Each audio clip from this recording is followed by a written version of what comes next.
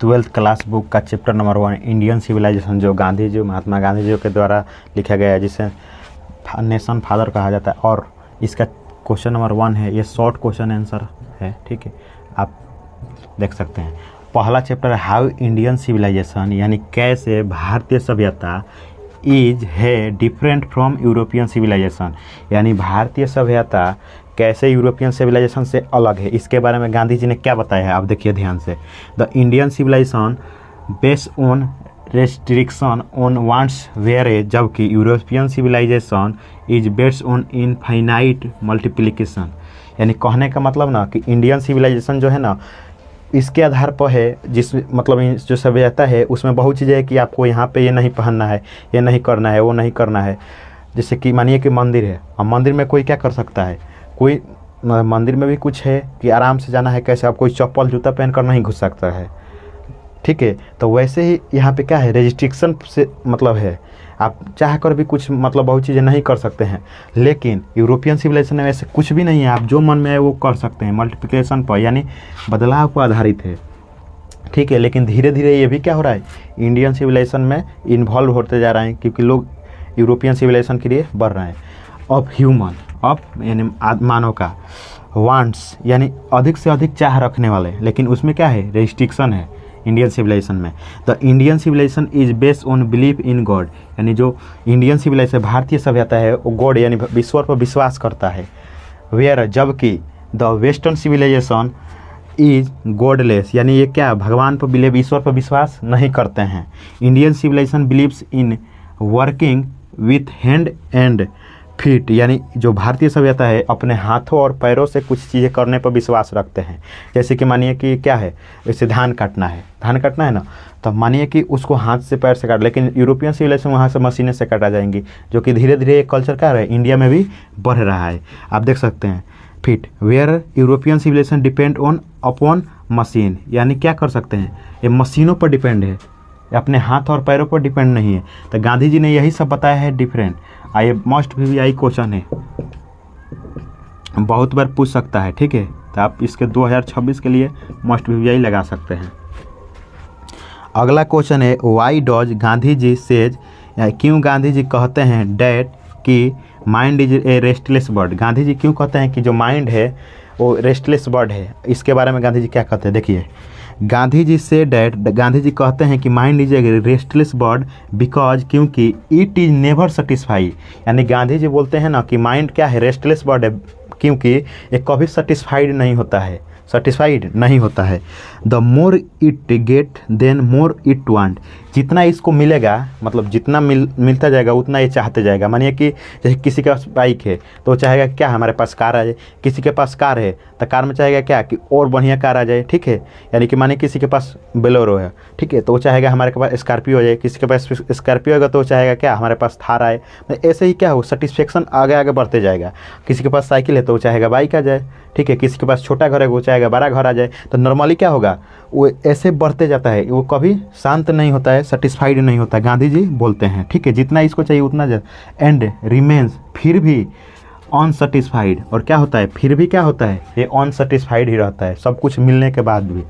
ही से वो कहते हैं कि a mind is never satisfy, यानी इसको नहीं मिलता है तो वो नहीं सेटिस्फाइड होता है। लाइक जैसे क्या, bird he always wander to quench his thirst of desire, यानी पक्षियाँ अपने प्यास के लिए इधर उधर भटकती रहती हैं। जैसे वो मिल जाता है तो फिर भी even after the completion of any of his desire, फिर भी वो क्या करती हैं, घूमती रहती हैं, ठीक है। तो वैसे ही अगर मानव को, ह्यूमन को मिल जाता है कोई चीज़ फिर भी वो चाहने लगता है, ठीक है। नहीं मिलता है तो चाहता ही है, लेकिन मिल जाने के बाद भी उसको क्या करता है, चाहने लगता है। वैसे ही बोल रहे हैं। Next, on his ready to, यानी अगले चीज़ के लिए वो क्या हो जाती है, पक्षी रेडी होने लगती है कि हमको और कुछ चाहिए। तो वैसे ही and this cycle of desire, और ये चक्र है यानी साइकिल है, जैसे कि आप साइकिल के अंदर पौड़ी चलते रहता है कहाँ तक, रुकते तक, यानी जब साइकिल नहीं रुकते हैं वहाँ तक आप पैडल मारते रहते हैं। वैसे ही जो ये साइकिल है, डिजायर है, और कंटिन्यू यानी क्या रहता है, लगातार चलते रहता है, टिल कहाँ तक, हिज लास्ट ब्रेथ, यानी जब तक आदमी का मृत्यु नहीं हो जाता है तब तक ये चलते रहता है। जैसे बुजुर्ग लोग का देखे होंगे कि बेड पर पड़े होंगे तो कहेंगे इनका शादी हो जाए तो हम देख लेते, अगर उनका हो जाता है तो कहते कि हमारा नाती पोता हो जाए तो देख लेते, और वो हो जाता है तो फिर मतलब डिजायर ये चलते रहता है। समझ में आ रहा है ना। तो आदमी का जो माइंड है, रेस्टलेस बर्ड है, वो कभी सेटिस्फाइड नहीं होता है, और सेटिस्फाइड नहीं होता है इसी वजह से गांधी जी बोलते हैं ना कि माइंड इज ए क्या, रेस्टलेस बर्ड। ये भी बहुत इंपॉर्टेंट क्वेश्चन है, या तो ये पूछता है या ये, इसलिए इसको भी ध्यान रखना है।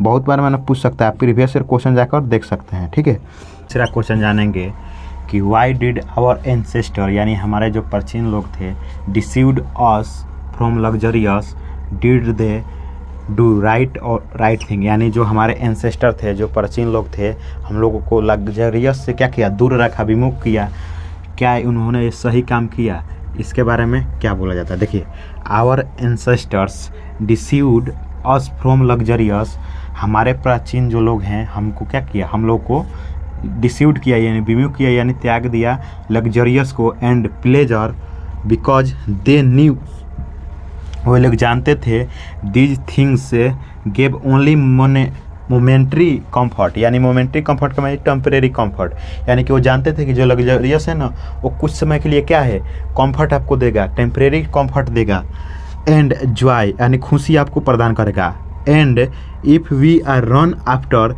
दीज अब्सिव थिंग, और क्या किए, इसके पीछे वो नहीं भागे और इसको क्या किए, रोके, और वो लोग भी ये काम नहीं किए, we would loss our moral character, वो लोग जानते थे कि अगर हम इसके पीछे भागेंगे तो हमने जो मोरल कैरेक्टर है, जो हमारा ट्रेडिशन है, जो कल्चर है, उसको हम लोग त्याग देंगे।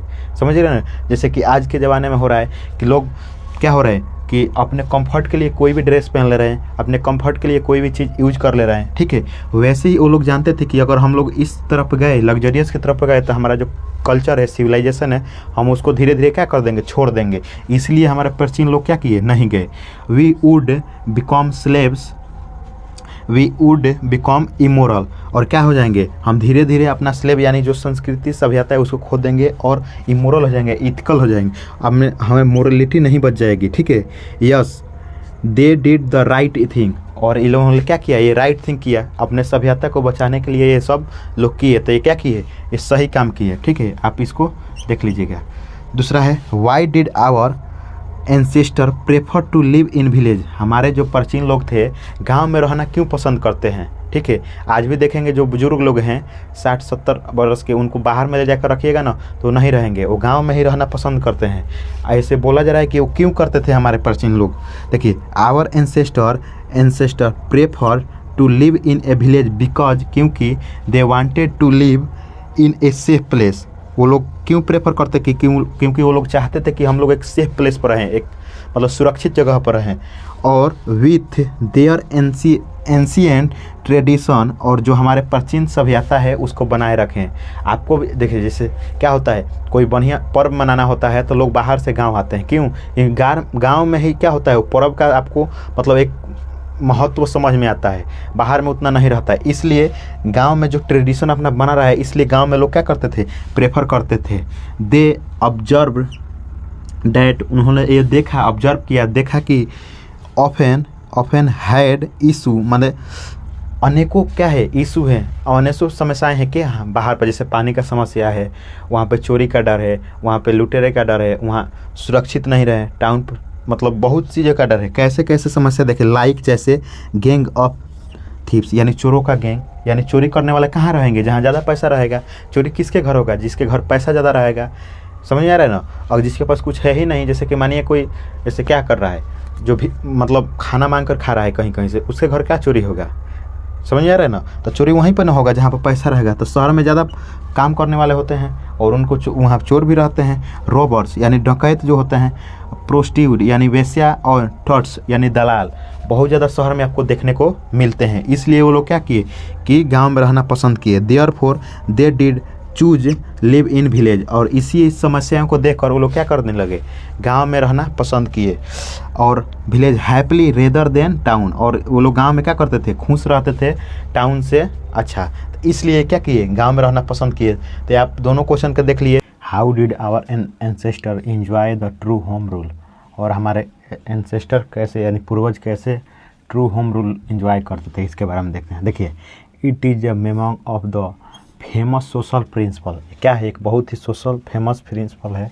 That if you have any problem, अगर आपके पास कोई प्रॉब्लम है, just sit together and solve among your own people.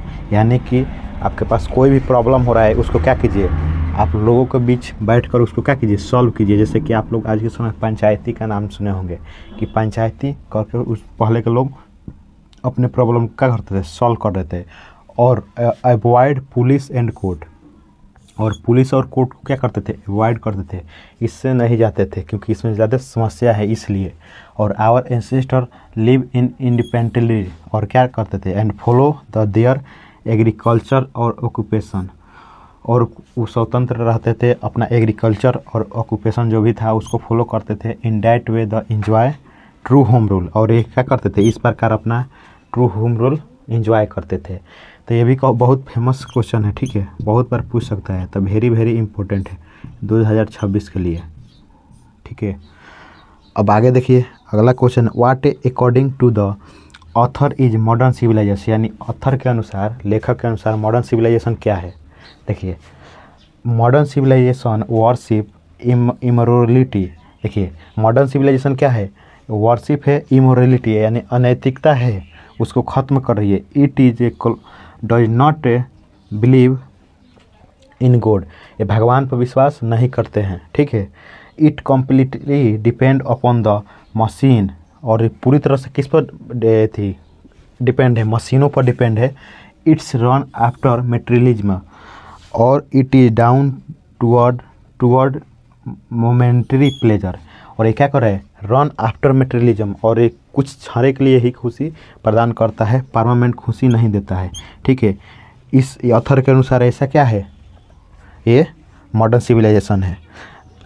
अब 9 नंबर अपना क्वेश्चन देखिएगा, what is the real glory या ब्यूटी ऑफ इंडियन सिविलाइजेशन, यानी वास्तविक यानी रियल वास्तविक खूबसूरती क्या है इंडियन सिविलाइजेशन के। देखिए the real beauty of Indian civilisation is that it remains immovable, यानी रियल ब्यूटी यह है कि ये कभी बदलती नहीं है, अपने सभ्यता नहीं बदलती है। Even after thousand of year, यानी हजारों साल हो गए, but it is the should be, और ऐसा कि ऐसा ही रह गया, ये अपने आप को बदलता नहीं है। It has not change it's nature, ये अपना कभी नेचर चेंज नहीं किया। And it is sound at its foundation, और इसका जो भी बेस है अभी वैसे के वैसे है, वैसे के वैसे है। ये क्या है, हमारा इंडियन सिविलाइजेशन का रियल ग्लोरी। 8 नंबर क्वेश्चन है आपका, what is civilisation in real sense of term, यानी रियल सेंस ऑफ टर्म में सिविलाइजेशन क्या है। देखिए civilisation in the real sense is not multiplication, यानी कहने का मतलब बार बार चीज़ों को अपने के बदलाव नहीं खोजता है। रियल सेंस में सिविलाइजेशन का अर्थ है ऑफ आवर वांट्स एंड, मतलब जो आपका चाह है बार बार बदलता नहीं रहता, and desire, but it's is actually the control of our desire, और क्या होता है, लेकिन ये अपने आप डिजायर जो भी चाहे उस पर कंट्रोल होता है। जैसे कि आजकल है कि इच्छाओं पे क्या है, कंट्रोल नहीं है, लेकिन वो ऐसा नहीं, ये अपनी इच्छाओं और डिजायर पे कंट्रोल रखता है। रियल सेंस में सिविलाइजेशन का मतलब यही हुआ। 9 नंबर क्वेश्चन है, what was the great lesson that Indian had to teach the western, यानी कि ग्रेट लेसन क्या सिखा सकते हैं वेस्ट को, इंडियन। देखिए India had valuable lesson, India के पास क्या है, valuable lesson to teach the west in term of unity, यानी एकता, इंटीग्रिटी और आपस में समन्वय, religion and the concept of soul and spirit, यानी आत्मा और परमात्मा का जो भी अवधारणा है इसके बारे में भी क्या कर सकते हैं, इंडियन सिविलाइजेशन यानी इंडियन सिखा सकते हैं किसको, वेस्टर्न सिविलाइजेशन यानी वेस्ट को।